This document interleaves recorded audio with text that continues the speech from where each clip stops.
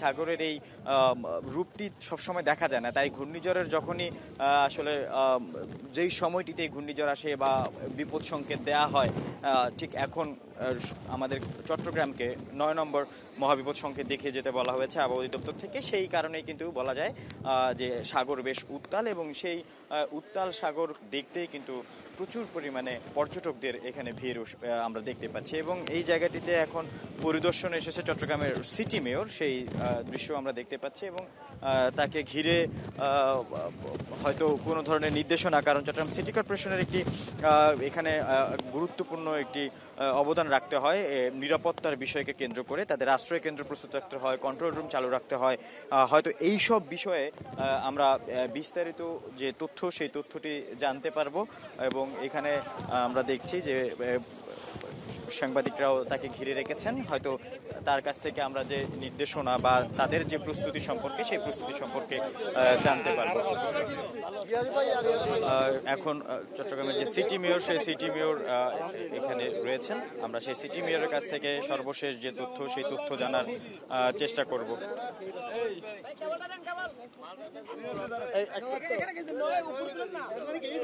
আমরা দর্শক সরাসরি আপনাদেরকে জানানোর চেষ্টা করব চট্টগ্রাম সিটি কর্পোরেশনের এই যে ঘূর্ণিঝড় রিমাল, সেই রিমালের যে প্রস্তুতি, সেই প্রস্তুতিকে কেন্দ্র করে আসলে চট্টগ্রাম সিটি কর্পোরেশন কী ধরনের প্রস্তুতি গ্রহণ করেছে, তাদের কন্ট্রোল রুম সম্পর্কে আমরা জানতে চাইবো, তারা কী ধরনের ব্যবস্থা গ্রহণ করেছে, সেই সব বিষয়গুলো কিন্তু আমরা জানার চেষ্টা করব। আপনি যদি একটু বলেন চট্টগ্রাম সিটি কর্পোরেশন এই ঘূর্ণিঝড় রিমাল মোকাবেলায় কী ধরনের প্রস্তুতি গ্রহণ করেছে। ধন্যবাদ আপনাকে। চট্টগ্রাম সিটি কর্পোরেশন প্রতিবারের ন্যায় এবারেও এই রিমেল, এই যে ঘূর্ণিঝড় আওয়াজ দেওয়া হয়েছে, ৯ নম্বর ১৭ সংখ্যা দেখানো হয়েছে, চট্টগ্রামের উপকূলীয় অঞ্চলে আমরা ব্যাপক প্রস্তুতি গ্রহণ করেছি। আমরা গতকাল থেকে মাইকিং করেছি, আমরা আশ্রয় কেন্দ্র খুলেছি, শুকনো খাবারের ব্যবস্থা করেছি, ডাক্তার এবং নার্সদেরকে সার্বক্ষণিক প্রস্তুত রেখেছি, এবং আশ্রয় কেন্দ্রে অনেককে পাঠিয়ে দিয়েছি, যদি কেউ আসে তাদেরকে চিকিৎসা দেওয়ার জন্য তাদের যাতায়াতের সুব্যবস্থা করেছি, তাদেরকে খাদ্য সামগ্রী দেওয়ার ব্যবস্থা করেছি। অর্থাৎ যদি কোনো দুর্যোগ এসে পড়ে তাহলে যা কিছু দরকার আমাদের নাগরিকদের সবকিছু দেওয়ার জন্য চট্টগ্রাম সিটি কর্পোরেশন সব প্রস্তুতি নিয়ে রেখেছে। আরেকটি বিষয় হচ্ছে যে চট্টগ্রাম সিটি কর্পোরেশনের আওতাধীন জেলেপাড়া অনেকগুলো রয়েছে, এই একদম যে লিঙ্গটি রয়েছে তার পাশ ঘিরে, সে জেলেপাড়ার তারা কিন্তু একেবারে যখন আঘাত হয় তখনও যেতে চায় না, তাদেরকে নিয়ে যাওয়ার ক্ষেত্রে আপনাদের কি ধরনের ব্যবস্থা গ্রহণ করেছেন, এখন পর্যন্ত কেউ গেছে কিনা? আসলে এই ব্যাপারে গতবারও ওরা যেতে চায়নি, কিন্তু ওদেরকে আমরা সরিয়ে নিয়েছিলাম।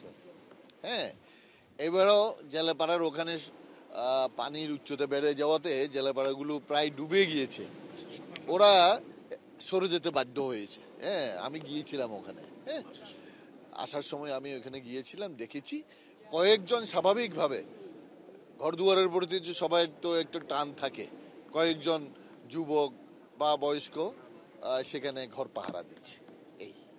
অনেকে যারা আশ্রয় কেন্দ্রে গিয়েছে তাদেরকে আসলে খাবারের যে বিষয়টি থাকে, সেই খাবারের তাদেরকে যেন নিয়মিত পরিবেশন করতে পারেন, সেই জন্য আপনাদের কি ধরনের ব্যবস্থা করেন? আমরা খিচুড়ি রান্নার ব্যবস্থা করি, হ্যাঁ প্রতিবারও করি, এবারেও সেই ব্যবস্থা আমরা করেছি, শুকনো খাবারের ব্যবস্থা করেছি। আশ্রয় কেন্দ্রে গেলে কাউকে উপবাস থাকতে হবে না। চট্টগ্রাম সিটি কর্পোরেশনের যিনি মেয়র, তিনি আমাদেরকে বিস্তারিত জানাচ্ছিলেন, এবং যে বিষয়গুলি তাদের কন্ট্রোল রুম খোলা রাখার বিষয়টি, পাশাপাশি সবাইকে নিরাপদ আশ্রয় কেন্দ্রে নিয়ে যাওয়ার বিষয়টি, একটি বিষয়ে জানিয়ে রাখা যায়, সেটা হচ্ছে যে চট্টগ্রামের এই যে পতেঙ্গা সমুদ্র সৈকতের একেবারে পাশ ঘিরে বেশ কিছু জেলেপাড়া রয়েছে, সাগরের একেবারেই যে তীর রয়েছে, সেই তীরের মধ্যে তাদের বসবাস, উপকূলে তাদের বসবাস।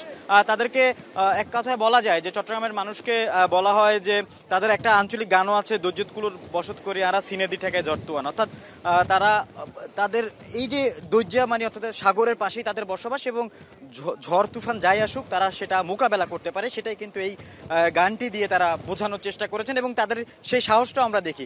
তবে এই সাহস দুঃসাহসে পরিণত হয় যখন এটি আঘাত আনে এবং বেশ ক্ষয়ক্ষতি হয়। তাই আমরা প্রতিবারই দেখি যে Chittagong city corporation, red crescent সবাই সবাই কিন্তু চেষ্টা করে, জেলা প্রশাসনের পক্ষ থেকে তাদের যে টিম রয়েছে তারাও চেষ্টা করে, সবকিছু মিলিয়ে সবসময় চেষ্টা করা হয় তাদেরকে যে তীরে তাদের বসবাস সেখান থেকে যেন তাদেরকে নিরাপদ আশ্রয়ে নিয়ে যাওয়া যায়। তবে যে সাইক্লোন শেল্টারগুলো রয়েছে সেখানে তাদেরকে দেখা যায় না, এবং যখন আমরা কথা বলি যে কি কারণে তারা যেতে চাচ্ছে না, তারা একটা কথাই বলে, তাদের ঘর, সেই ঘর ছেড়ে তারা যেতে চাচ্ছে না। এবং কিছুক্ষণ আগে মেয়র তার বক্তব্যে বলেছেন যে তারাও চেষ্টা করে, তারপরও কয়েকজন থেকে যায়। তারা থেকে যাওয়ার কারণটা হচ্ছে তারা তাদের ঘরটা ছেড়ে যেতে চায় না, তারা চেষ্টা করে শেষ সময় পর্যন্ত ঘরে থাকার। যখন একেবারেই বড় বড় ঢেউগুলো আসতে পড়ে তখন হয়তো বাঁচার জন্য তারা ফিরে যায়। তো এই সময়টিতে কিন্তু বড় ধরনের দুর্ঘটনা ঘটতে পারে। এবং 1991 সালের যে প্রলয়ঙ্করী ঘূর্ণিঝড়, সেই ঘূর্ণিঝড়ে কিন্তু চট্টগ্রামে সব থেকে বেশি মানুষ প্রাণহানি হয়েছিল শুধুমাত্র অসতর্কতার কারণে। যদিও এখন সেই সময়টিতে যে বেরি বাঁধ, যে বাঁধের ব্যবস্থাটি ছিল সেই থেকে এখনকার বাঁধ অনেক শক্তিশালী, অনেক উঁচু। সেটাই কিন্তু আসলে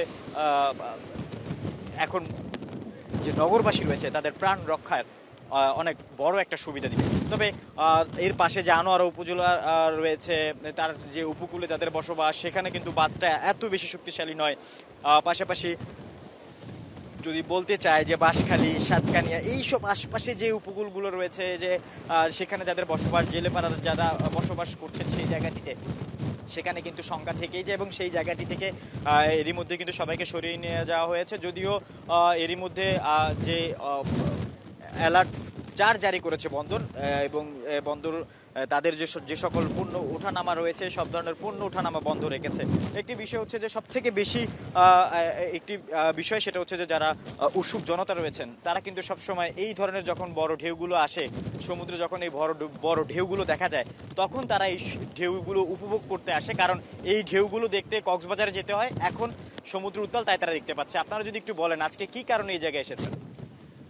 অ্যাকচুয়ালি আজকে রেমাল যে সময়ের মধ্যে থেকে শুরু হওয়ার কথা আমরা দেখতে আসছি, এবং প্রাকৃতিক যে বিরূপ অবস্থা হয় সেটাও একটা দর্শনের জন্য, দেখা করার জন্য এখানে আসছি।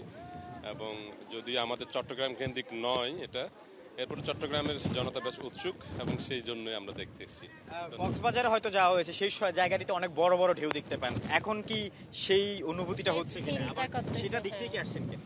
সেই ফিলটাই পাচ্ছি এখানে, অনেক বিশাল বিশাল ঢেউ হচ্ছে এখানে, ভালো লাগতেছে।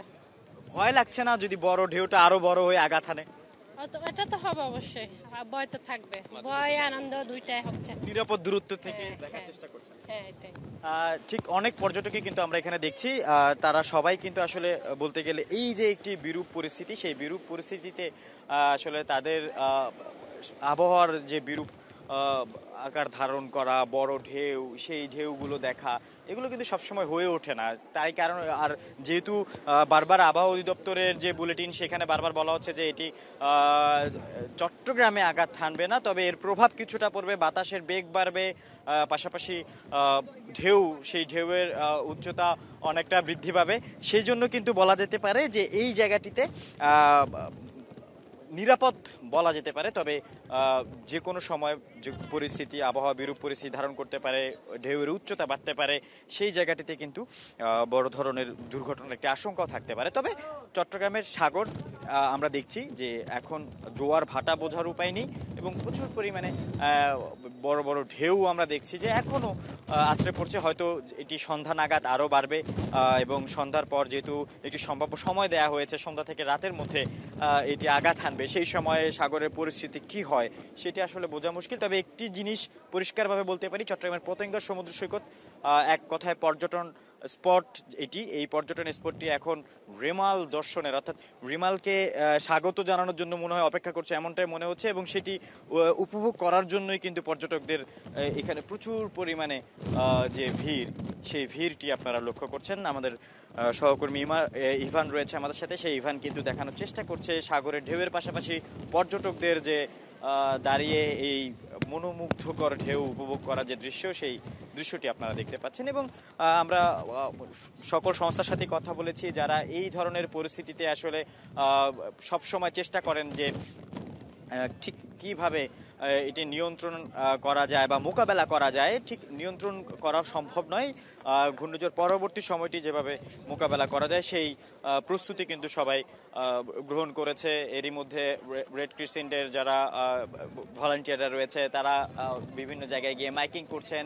চট্টগ্রাম সিটি কর্পোরেশনের যারা রয়েছেন স্বেচ্ছাসেবকরা তারা বিভিন্ন ওয়ার্ডে গিয়ে মাইকিং করছেন, নিরাপদ আশ্রয় কেন্দ্রে চলে যাওয়ার জন্য সবাইকে অনুরোধ করছেন। এই বিষয়গুলোই কিন্তু আমরা দেখতে পাচ্ছি এবং সব ধরনের প্রস্তুতি কিন্তু এরই মধ্যে গ্রহণ করা হয়েছে।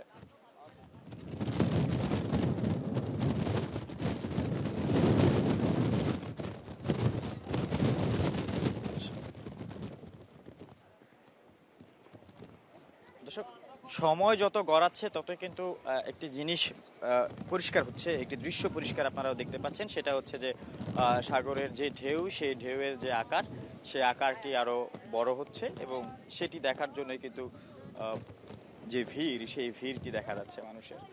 এবং পুলিশ প্রশাসনের যারা রয়েছেন কর্মকর্তারা, তারা কিন্তু এই যে একেবারে তীর ঘেঁষে যারা এই ঢেউ উপভোগ করছিলেন তাদেরকে নিরাপদ দূরত্বে সরে যাওয়ার জন্য যে নির্দেশনা, সেই নির্দেশনা দিচ্ছে, সেটাই কিন্তু আমরা দেখতে পাচ্ছি। অনেকেই আসছে না, তবে একটি কথা বলাই যায়, সেটা হচ্ছে যে পতেঙ্গা সমুদ্র সৈকতের এই যে অর্থাৎ সাগরের যে রূপ, সেই রূপটি যে উপভোগ করা, সেটি কিন্তু সবসময় সম্ভব হয় না। চট্টগ্রামের পতেঙ্গা সমুদ্র সৈকতে সাগর সবসময় একেবারে নীরব থাকে, শান্ত থাকে, বড় ঢেউ একেবারেই দেখা যায় না।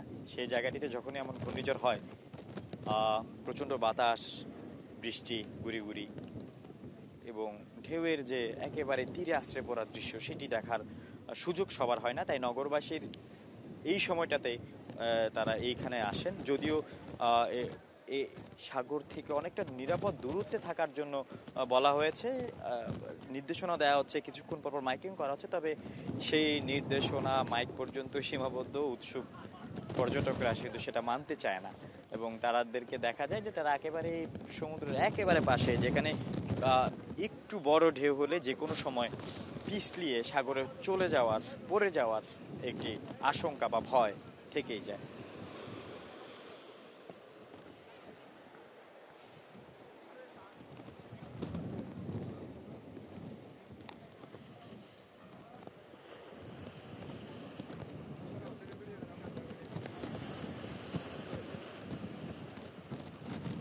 যে বিষয়টি জানিয়ে রাখতে চাই সেটা হচ্ছে আশ্রয় কেন্দ্রে যারা গিয়েছেন তাদের সবাইকে শুকনো খাবার দেয়া থেকে শুরু করে সব ধরনের প্রস্তুতি কিন্তু সারা হয়েছে এবং তাদেরকে খিচুড়িও দেওয়া হবে, এমনটাই কিন্তু জানানো হয়েছে সিটি কর্পোরেশনের পক্ষ থেকে।